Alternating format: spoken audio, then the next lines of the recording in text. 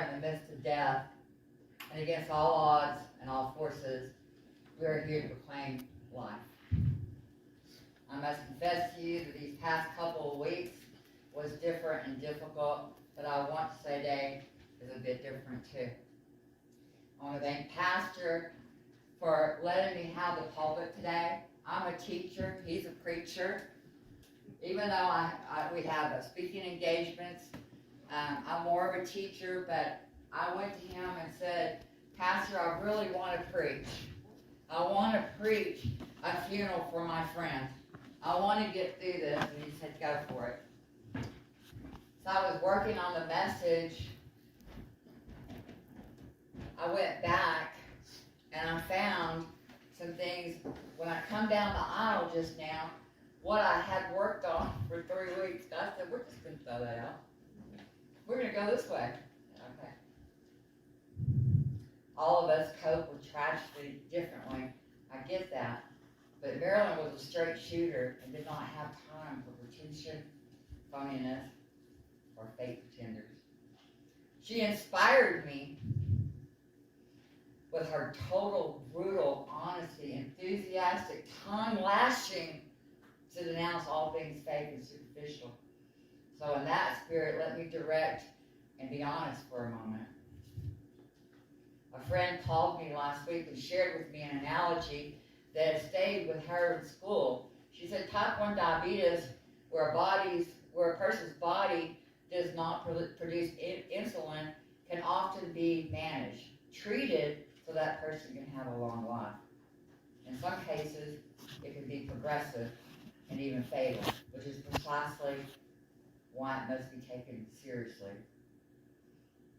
She said that she was taught years ago that bipolar disorder is terribly similar to the way it presents. And in most cases, it can be managed and treated. So why do I start here this afternoon? I've devoted years of my life to teaching and serving God, using my path in faith-based behavioral therapy to address those suffering from addiction, alcohol, and drug abuse. The broken, the sick, the hurting. Clinical depression should not be treated lightly, just as any other disease. There's a fascinating story in Mark's Gospel in chapter 5 about a man possessed by an evil spirit living in a cemetery. This may be the first century describing mental illness. About the story he had been isolated outside the city. In other words, folks didn't know what to do with him. Amazingly enough, Jesus cast out the spirits and they went to a herd of around 2,000 pigs, who then jumped into the sea and died. Whatever reason, the local townspeople see the man clothed in his right mind, and they didn't react with rejoicing, but fear and even anger, because all those pigs are dead. They pled with Jesus to leave. Why do I share that story? In part because I believe there is a force at work in our mental health system today. Just as the Me Too movement has empowered women to speak out boldly and courageously against sexual harassment and abuse, we need a Me Too movement that is just as fearless and honest about the state of mental health in our nation. I'm not going to ask for all of you to raise your hands today, but my guess is if I did, every single one of us could raise them and acknowledge that we have at least one family member or close friend living with mental illness. If you're here, we already know Marilyn was one of them. It's time to quit whispering about such things in hushed embarrassment and complicity, participating shame and silence. It's also high time that we all quit demonizing those who suffer from mental illness. Having said that, I want to share with you how we define a life and love. As a teacher and mentor and part-time preacher, I often sit with people during their brokenness. Not long ago, I sat down with a friend who had made some very bad decisions in his life and was dealing with the consequences of those.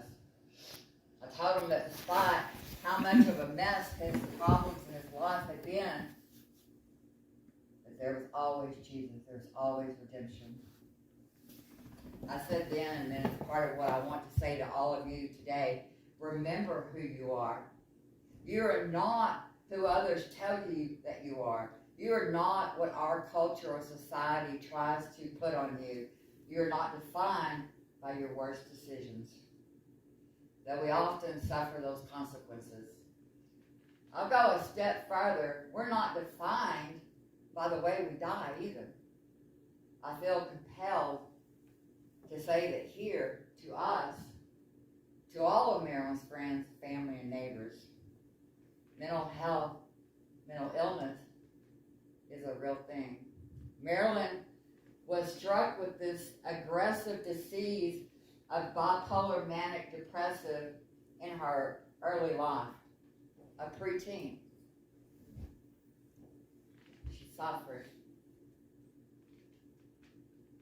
She's been to every doctor, tried every medication. I think at one time she tried lobotomy, and right before she passed away, her new thing was she was going to try ketamine. Ketamine, yeah.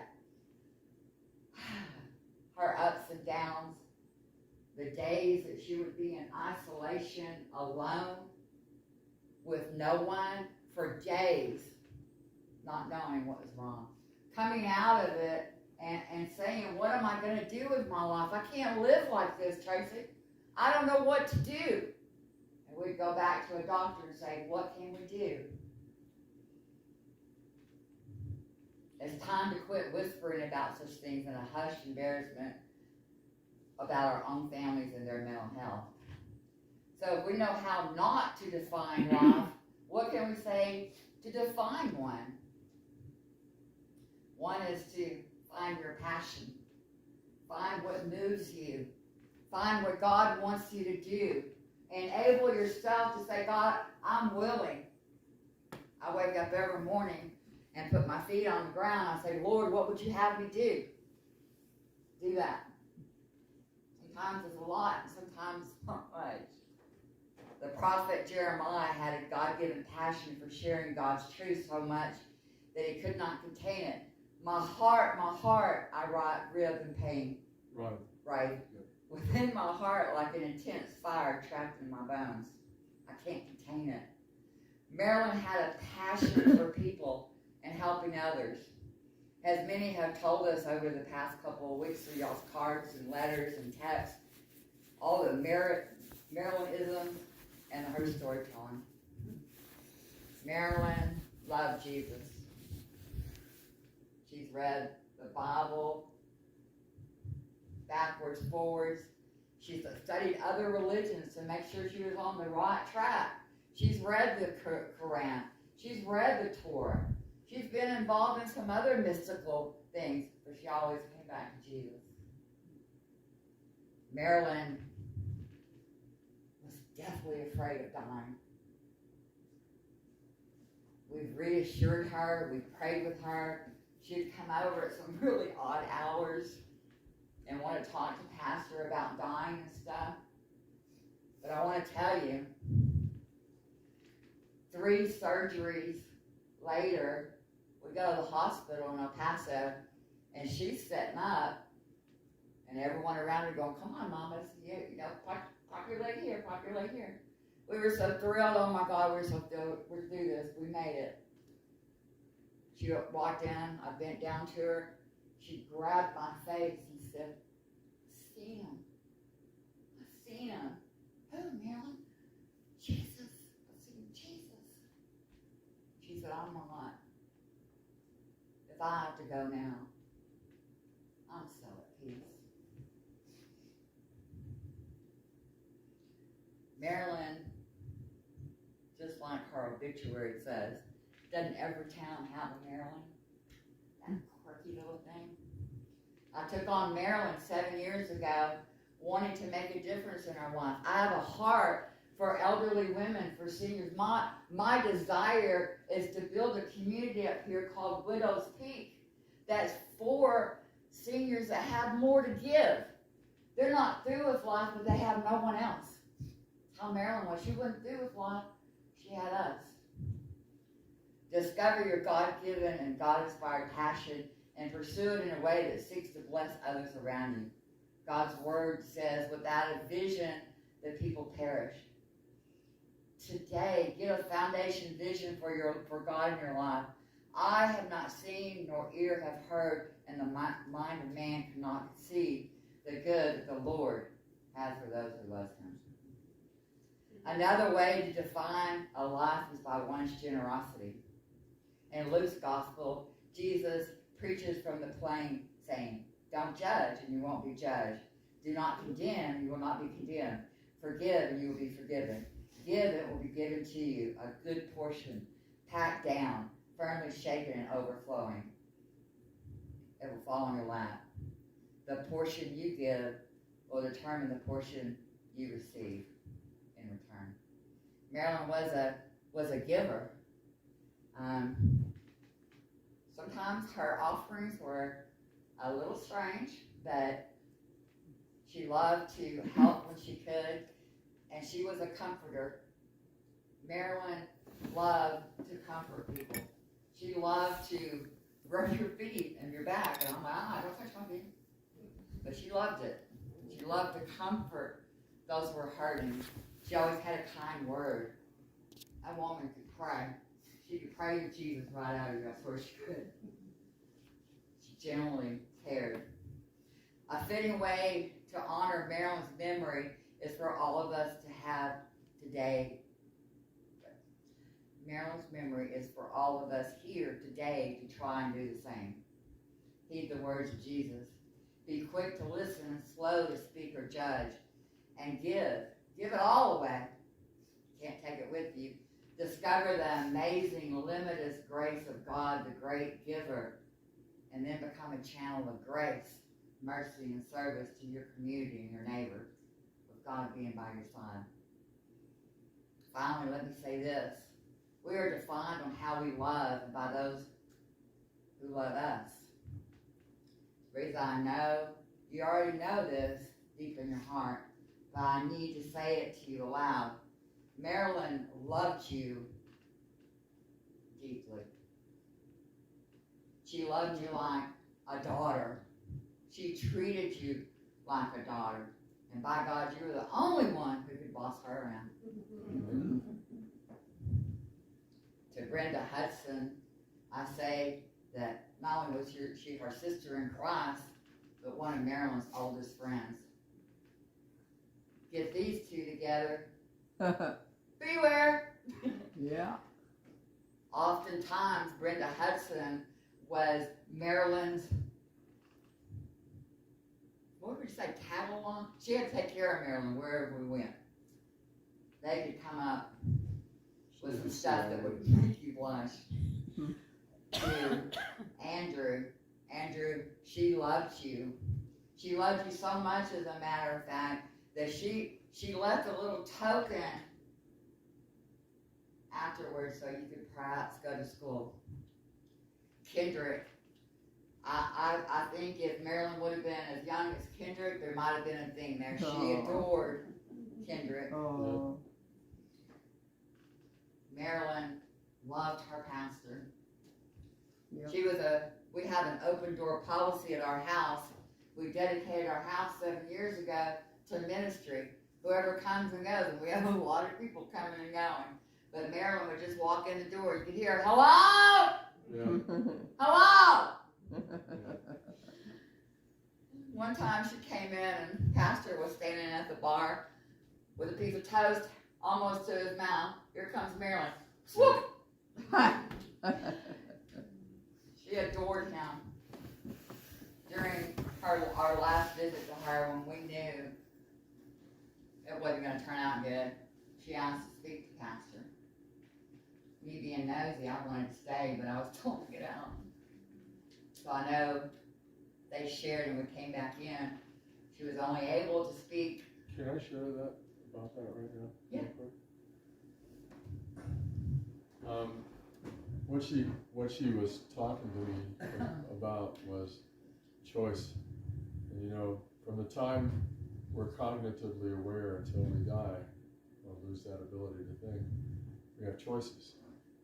So she's saying to me, she said, Pastor, I want to go home, do the EMR, be with Honey, and I want to go home and be with Jesus, and I don't know what to do. I said, Marilyn, that's such a deeply personal decision.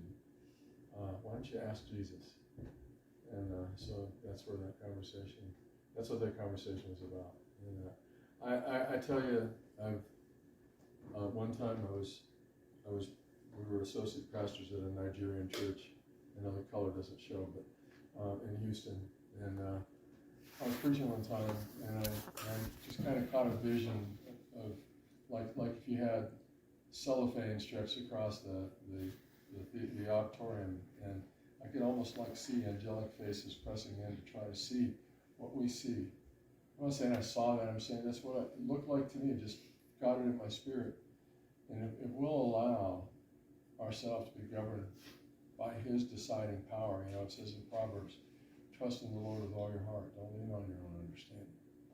In all your ways acknowledge Him, He'll direct your steps. I promise you, He will. She was the greatest note taker I ever had sitting at. Go ahead, sweetheart. Thank you. Marilyn loved her friends and her neighbors and her community. I can look out at each one of y'all, and Marilyn has a story about you. Trust me. I know. You're sitting at the count out. Every one of y'all been named in a Marilyn story. But it stays at the camp out. I want to thank all y'all for loving Marilyn, your kindness and your stories. We've heard some good ones.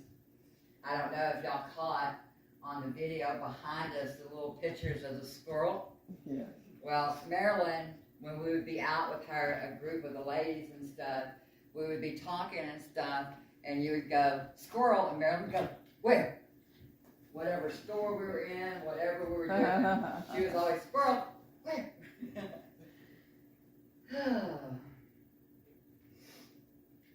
I'm going to skip some of this. Today, we commend Marilyn Carolyn Olson to the one who loves her the best. It was the very definition of love, a tribune of community of love that is in this room, present in this world, and it will ultimately be the power that triumphs over sin, sickness, mental illness, brokenness, and grief. Thanks be to God, the one who perfectly loves me, loves you, and who deeply desires us to spend the rest of our lives, each and every precious moment of them, loving God with all our heart, soul, and mind, and strength. Marilyn, I wanted so much for Marilyn. I wanted to love her. I can't say she was mother-like. She was like that sister. I spent many, many, many hours with Marilyn. We've talked about things that we might have had to ask for forgiveness later. We've been places where we probably shouldn't have done. I don't know about y'all, but Marilyn liked to go on other people's property and pick plants. And go by restaurants that had blooming plants and pick some of them off. And she would we'd be out driving, and she would see an old barn out there, and she wanted to go hike up there and look in it.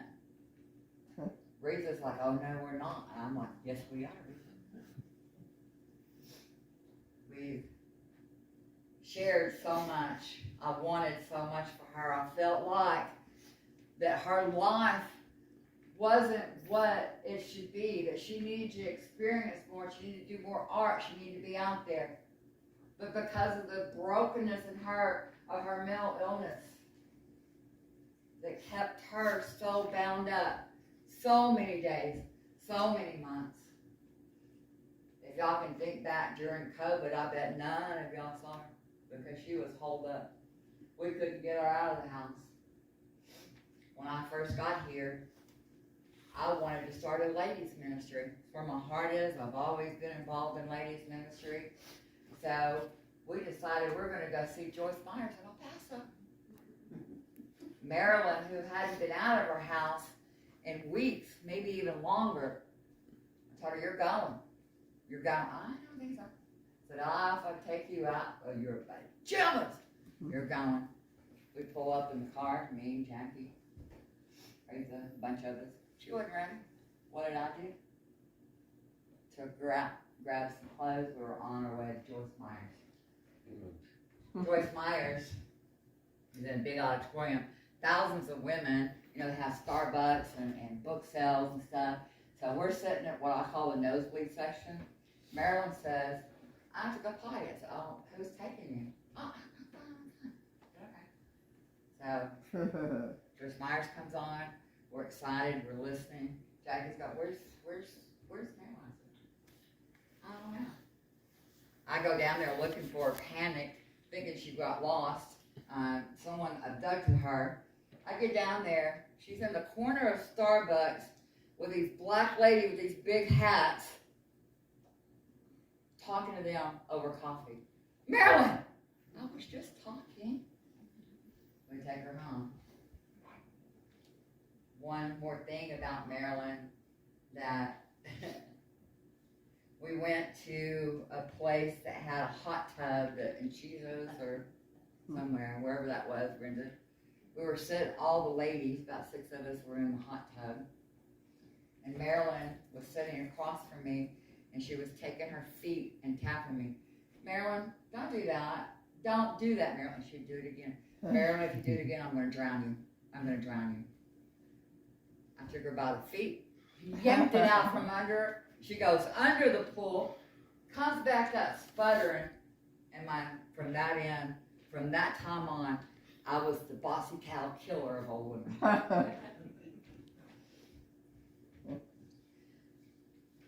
I hate that Marilyn's gone. When this month, April, has been very, very difficult. I want to thank everyone, Rita especially, that stood by us.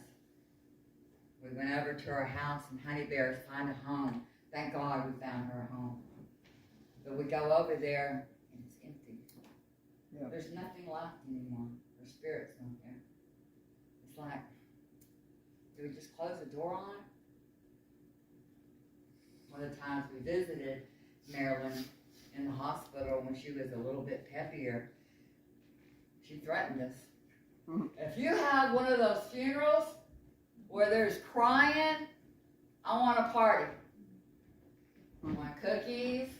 I want ice cream. So as we honor her today, those who haven't had a cookie or ice cream, this is celebration for her. When I got together with some of the WTWs, I said, this is what I want to do.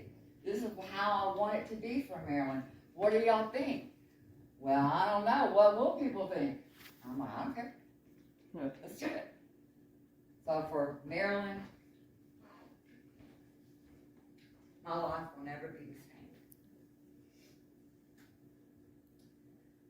I know she's where she wanted to be. But not having her come in my door. Hello? Looking for cookies. I don't know if I'll ever get used to that. I loved her. We loved her. In a few minutes, the WTWs and the church ladies here are going to do a cannon salute for her. And people are like, you're doing a cannon salute? Yes. Marilyn would have wanted that, so yes, we are. Can we do Andrew. stories first? Yeah. Andrew is an honorary WTW. Yes, he is. He goes everywhere with the ladies. He puts up the tents. He carries stuff for it. Marilyn loved him. So if I ever had a son, that would be it. I was jealous of their relationship. So I want to open up the floor with the microphone. To whoever would like to speak on Marilyn, I would like to finish this. I can't. Goodbye, Marilyn. Until we meet again. Amen. Anybody have a story?